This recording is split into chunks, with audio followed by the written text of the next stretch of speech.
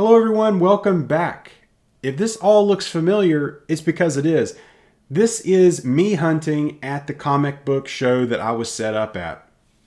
So right off the bat, I'm going to kind of speed this hunting up a little bit so we can get to the haul and kind of talk about it.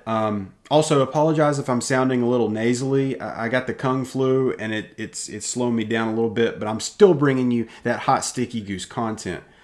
So this is me digging with these guys, looking at their wall books. I'm looking at some J. Scott Campbell, Mary Jane ASM. I love that cover. I want that book eventually.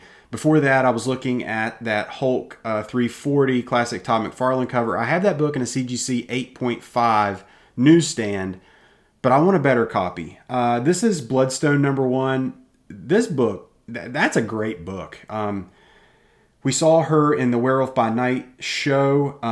Kind of a sexy lady cover. You notice how I'm looking at sexy lady covers? I don't know. Is there like a transitioning in my collecting? I don't know.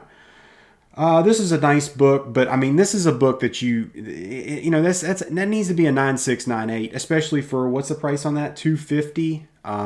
That book's taken quite a hit, just like everything. This is the J. Scott Campbell again. If you looked at the back of that, there was like a white chunk missing out of the back of that. $100. That might have been fair. Their wall books, no crazy Silver Age. I mean, they had some Bronze Age stuff. They had a couple good X-Men books. I think like Days of Future Past is up there. They had that Catwoman book, the Adam Hughes Catwoman. I love that. And some Vampirella, some 90s Silver Surfer, First Godzilla. That Deadpool Wolverine cover that everybody flipped their lid about. I found this nice little Jubilee book, looked high grade. That book to me is kind of undervalued personally. I think it was a newsstand. I had them look that up. So speaking of looking it up, every single one of these books have been priced. So I got a lot of feedback regarding my pricing strategy on my last video about how I set up as a dealer, and this is a perfect example of what I'm talking about. So I'll talk to you guys about the prices of what I bought some other stuff for, but I mean, these prices on these books, these are not the current prices. These prices look like they were priced early 2022, maybe late 2021. I mean, these are not what these books are going for now. They had a great collection. I mean, everything's super nice, new bags and boards, labeled very well. Everything had a price. I mean, these guys they definitely did a lot more work as far as prep and having their presentation much better than mine. I'm not even going to say anything about that because it's just, I mean, it was on another level, because to take the time to price every single one of those things, that takes time. However, I quickly saw that looking at these prices, it was a situation where it was like, okay, I'm gonna go to Key Collector. What's this first? What's the first appearance? What blah blah blah. Mid grade price. Boom, sticker. You know what I mean? Like, and that was all she wrote.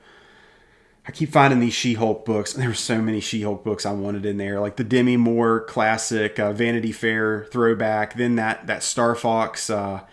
She-Hulk cover. This was a nice little book. To me, that's a wall book. I kept like finding books in there and saying, hey man, that would be like a wall book for me. But they were like, he's like, well, you can have that one. They were not loving She-Hulk. I guess they watched the show and they got triggered. He was pulling out like 9.8 stuff. I don't know why those weren't displayed or on the thing. Oh, he bought that. He bought that at one of the other vendors. I really liked how they had a display here. They had an additional rack to display more slabs. They had a 9.8 in that Wolverine. What is it? Wolverine 88 with the Deadpool Wolverine cover. It's a cool book, 9.8, but the prices of those books are kind of silly. So I finally find. Oh yeah, I forgot. I pick it up and look at it. I think they wanted $550 for this. Man, I might be mistaken. I think it was $550. Book looked great.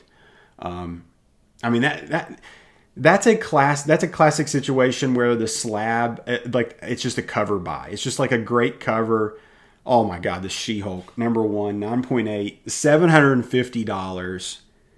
I think somebody just bought one of those on Instagram. I saw like for $400. Somebody lost their butt on that, guaranteed. Some great Uncanny X-Men stuff here. Just I have all those books. I mean, I'm at the point where I've got nice run of that. And Fantastic Four. So I've got my CLZ app pulled up on the left. You know, everybody calm down. All the people in the chat that say, can you not dig without looking on your phone? And I'm like, well, just wait a minute. I use my CLZ app to put my runs together. People get angry about stuff. I make these videos and I swear, like, people get angry about stuff that I don't think they'll get angry about. And then the stuff that I say to try to trigger people, it doesn't work. So I don't even know anymore. Anyway, I pull a few FF keys out. These are literally the only issues I'm missing from like 100 to 300. My Fantastic Four run is getting to the point where we're nearing completion except for major books like Fantastic Four #1, number 49, 52. I mean, you know, the big books. I mean, if I start piecing those together, I mean, to have a complete run, well, a complete run for me is like 1 to 300. Well, actually, I think mine's more to 1 to 400. But anyway, I mean, to have that kind of run in Fantastic Four, one of the most iconic comic books of all time, I mean, that's what I'm shooting for. Really, I had no intention of buying anything at this show because I was there to sell, and I really didn't have a whole lot of time to look at other vendors' stuff, which I kind of regretted because it was like, man, some of these guys had good stuff. And some dollar books. This was another short box he pulled out. It's a bunch of Lady Death booby covers and other booby covers that I don't know anything about. They do nothing for me. I'm sorry to the booby cover lovers out there. Some Spawn. There was a Angela for $20, like in everybody's short box that they're trying to sell. Some nice Hulk. What was that? Second Rocket Raccoon. I looked at this. I was like, uh-oh. It was a reprint. And yeah. And I was like, how much for the bags and boards? But I pulled these aside. Let's get back to the house. Let's talk about it. So these first books I'm going to show, this is Ghost Rider, Spirit of Vengeance, Venom. This is Ghost Rider number 5. The reason I have this was given to me by one of the other dealers. I was kind of talking to another patron. I'm going to shout him out. He made a comment on my previous video. Thanks for stopping by. We talked about Ghost Rider. I've never read a Ghost Rider run. I read Cosmic Ghost Rider. That's a lie. I did read that, but they were like, "What?" I was like, "What Ghost Rider do I need to read?" And he gave me a couple of these books, and I was like, "Okay, I'll give it a shot." Was it Adam Kubert? I mean, this is classic '90s. I mean, look at this cover, and specifically, this is Ghost Rider's Assassin, and I mean, look where they put that. Look where they put that, and look like. I mean, come on. They knew what they were doing with that. I mean, I'm not an idiot. That book had like 1 million spine ticks. Speaking of 1 million spine ticks, I came home with Fantastic Four number 113. This is the first appearance of the Overmind, which is a Celestial. This is very, very Jack Kirby inspired there. Nice little book. I mean, it's nothing better than a 4.0. I took these books out and at the convention, and then you see it. I mean, rusted staples. That the cover's hanging on by a thread at this point. But this Fantastic Four book is usually a book that's kind of picked over, poached over.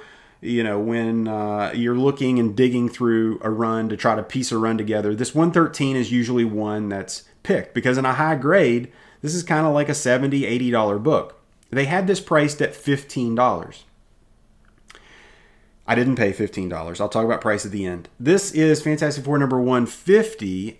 This is Crystal and Quicksilver's Wedding. So the wedding of Crystal and Pietro. And again, another book that's usually kind of picked over, it's picked through and gotten before I have a chance to snatch it. This kind of a mid-grade, it's got some soiling that could be cleaned on the back. It's a hole filler. You know what I mean? It's a book that you got to fill a run. I didn't even catch this when I was I mean, that's a rookie move. Freaking coupons clipped out. That might be the Marvel value stamp. I don't think it is. I think it's just a coupon.